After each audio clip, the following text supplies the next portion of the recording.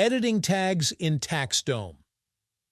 In TaxDome, it is easy to create tags to categorize and filter your work, and even easier to change the details on your tags. To start, go to Templates and click the Tags sub-tab. Here you will see all the tags that you already have. Select the three dots on the right of the tag you want to change and click Edit. There you can change the color and the text of your tags. Click on Save and that's it. The clients, jobs, or tasks associated with manually created tags will be automatically updated if renamed. However, it is not recommended to rename AI tags. If renamed, they will still be stored in the AI Tags tab of your tags list, but they will no longer be automatically assigned to AI-analyzed documents.